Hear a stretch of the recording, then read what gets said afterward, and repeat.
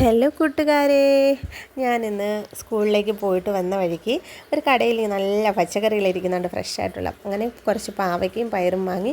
അടുത്തൊരു മുരിങ്ങയില കണ്ടു. മുരിങ്ങയിലയും എനിക്കൊരു ചെന്നിട്ടുണ്ടായിരുന്നു. അതും കൊണ്ട് വീട്ടിലേക്ക് വന്നിട്ട് ഇങ്ങനെ ജസ്റ്റ് ഒന്ന് വാഷ് ചെയ്തു. കാരണം പുഴുക്കളോ മറ്റോ ഉണ്ടെങ്കിൽ അതൊക്കെ പോകാൻ വേണ്ടി പതുക്കെ കിച്ചണിലിരുന്ന് ഇതൊന്ന് തോരനാക്കാനുള്ള പരിപാടി തുടങ്ങി. അങ്ങനെ ഇലകളൊക്കെ നല്ലപോലെ പിച്ചിയിട്ടു.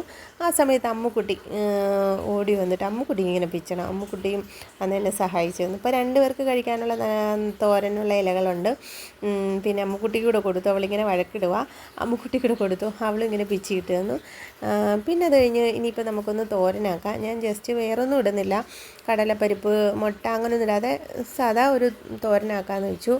അതിന് വേണ്ടി കുറച്ച് നാളികേരം ഉണ്ടായിരുന്നു, അതും ലേശം മഞ്ഞൾപ്പൊടിയും 2-3 ചുമന്നുള്ളിയും 2-3 വെളുത്തുള്ളിയും കൂടെ ചേർത്ത് ഒന്ന് ചതച്ചെടുത്തു. എന്നിട്ട് ചട്ടിയിലേക്ക് വെളിച്ചെണ്ണ ഒഴിച്ചിട്ട് 3 വറ്റൽമുളക് ഇട്ട് കൊടുത്തിട്ട് ഈ ഇലയൊന്ന് തട്ടി കൊടുക്കണം.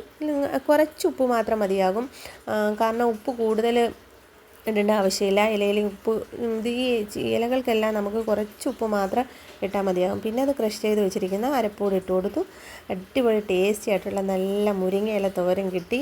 കുറേ നാളായിരുന്നു തിന്നിട്ട്. ഇപ്പം മുരിങ്ങയിലയുടെ ആരോഗ്യ ഗുണങ്ങളൊക്കെ എല്ലാവർക്കും അറിയാമല്ലോ. അപ്പോൾ അടിപൊളിയായിട്ട് ഞങ്ങൾ വൈകിട്ട് കഴിച്ചു.